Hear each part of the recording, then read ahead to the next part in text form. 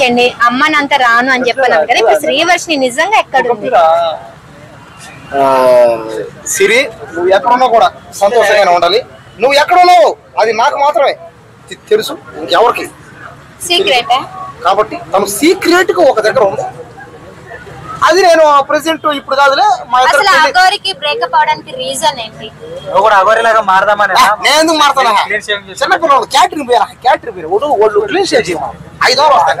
శ్రీవర్షిని కోసం చేసుకున్నామో సిరి కోసం కదలే. ఒక 5 డబ్బులు వస్తాయి. రీజన్ బ్రేకప్ రీజన్ ఎవరికి? అగోరికి శ్రీవర్షిని. మనకు అర్థమైపోయింది.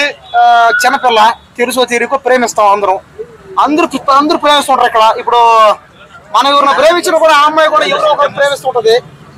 ఇక్కడ కూడా అందరూ కూడా ఉంటారు. ఇక్కడ చాలా మంది కూడా ఇప్పుడు పెళ్ళిళ్ళు అయిన వాళ్ళు కూడా ప్రేమిస్తుంటారు. అందరూ తెలుసో తీరికో ప్రేమించేస్తారు. ఆ తర్వాత అర్థం అవుతుంది. తర్వాత సినిమా వేరు రియాలిటీ వేరు అనేది వాళ్ళకి అర్థం అవుతుంది.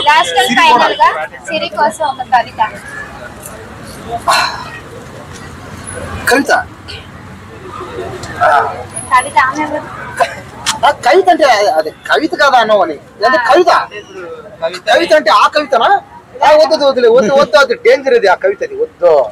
ఏ కవిత? శ్రీవర్షికి అంకితం చేస్తూ ఒక కవిత ఏదైనా రాసి లేదా ఇప్పటికిప్పుడే చెప్పాలి. నాకు కవిత్వాలు ఎవరు రావు నాకు. కానీ గుడికి వెళ్తే కొడతారు గంట, గుడికి వెళ్తే కొడతారు గంట. శ్రీవర్షిని నేను కలిస్తే పంటది పంట. ఏం పంట? అదే ఆ పంట. ప్రేమ పంట అనుకో, సోవరం పంట అనుకో, పెళ్లి పంట అనుకో, పిల్లల పంట అనుకో, ఏ పంట అనుకో నీ ఇష్టం పంట వేసుకో. శ్రీవర్షినికి బాయ్ చెప్పండి. సిరి నువ్వు ఎక్కడున్నా సరే జాగ్రత్త సిరి. సిరి జాగ్రత్త సిరి. అన్నం తిను 3 పూట్ల. ఇంకొక 4 రోజులే అయితే లేదు. నేను పేదోడిని కరెక్టే. నేను పేదోడిని కరెక్ట్ సరే. నాకు మధ్య నేను కూడా దాచిపెట్టే డబ్బులు ఒక 50,000 దాకా దాచిపెట్టాను. తీసుకొస్తా. మా ఇద్దరం ఎంత చేస్తాం పెళ్లి చేసుకుందాం. ఏం బాధపడుకో. నేను పేదోడిని కరెక్ట్ కాదంట. కానీ పెళ్లి